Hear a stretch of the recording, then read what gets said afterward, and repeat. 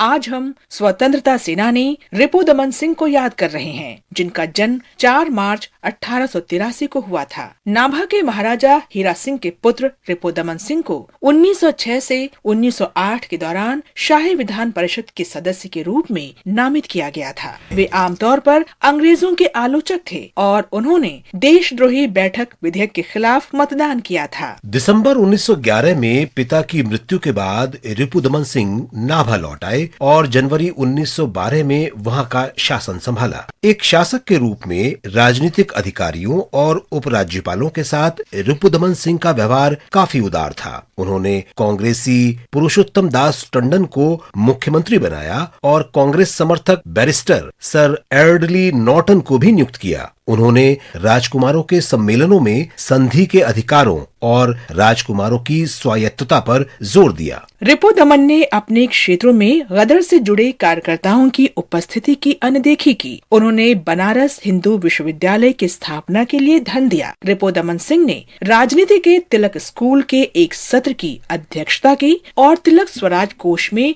योगदान भी दिया। उन्होंने बॉम्बे क्रॉनिकल और इंडियन डेली हेराल्ड जैसे कांग्रेस समर्थक समाचार पत्रों को वित्तीय मदद दी। उन्होंने गोपाल कृष्ण गोखले, मदन मोहन मालवीय, लाला लाजपत राय और मोतीलाल नेहरू जैसे राष्ट्रवादी नेताओं के साथ बैठकें की। पंजाब में अकाली आंदोलन के दौरान रिपुदमन सिंह ने ननकाना साहिब में अपने प्राणों की आहुति देने वालों को सम्मानित करने के लिए शहीद दिवस मनाया। रिपुदमन सिंह को नाभा के शासन से खुद को अलग करने के लिए मजबूर किया गया और बाद में उन्हें देहरादून भेज दिया गया। शिरोमणि गुरुद्वारा प्रबंधक समिति और शिरोमणि अकाली दल ने उनकी बहाली का मुद्दा उठाया और 1923 से 1925 के दौरान एक लंबा आंदोलन जैतो मोर्चा चलाया। रिपुदमन सिंह ने देहरादून से सरकार की आलोचना करना जारी रखा। भारतीय राष्ट्रीय कांग्रेस ने भी उनके समर्थन में प्रस्ताव पारित किया। 1925 में गुरुद्वारा कानून लागू होने और अकाली आंदोलन को वापस लेने के बाद 1928 में रिपुदमन सिंह को औपचारिक रूप से अपदस्थ कर दिया गया और एक राजनीतिक कैदी के रूप में मद्रास प्रेसिडेंसी में कोडाईकनाल भेज दिया गया। कई राष्ट्रीय नेताओं ने उनकी रिहाई के प्रयास किए, लेकिन सरकार ने उनकी नहीं सुनी। रिपुदमन सिंह कोडाईकनाल में बिल्कुल अकेले थे जब स्वतंत्रता के लिए एक लंबी और लगातार लड़ाई के बाद दिसंबर 1942 में उनकी मृत्यु हो गई। इस महान भारतीय को हमारा नमन।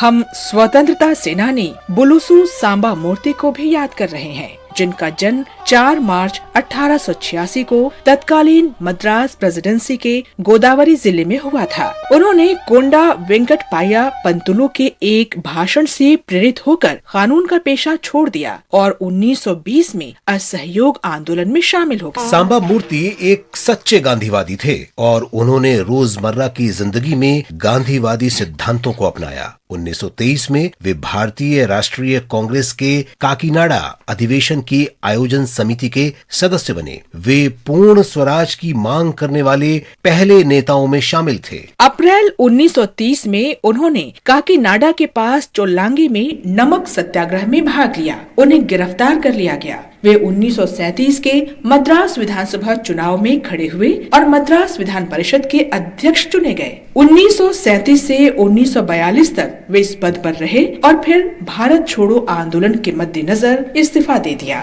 सांबा मूर्ति आंध्र आंदोलन आंध्रोदयम से भी जुड़े थे। जब पोट्टी श्रीरामुलु ने 1952 में आंध्र प्रांत के गठन के मुद्दे पर मद्रास में आमरण अनशन करने का फैसला किया तो सांबा मूर्ति ने इसके लिए उन्हें अपना निवास दे दिया। हम इस महान देशभक्त को नमन करते हैं।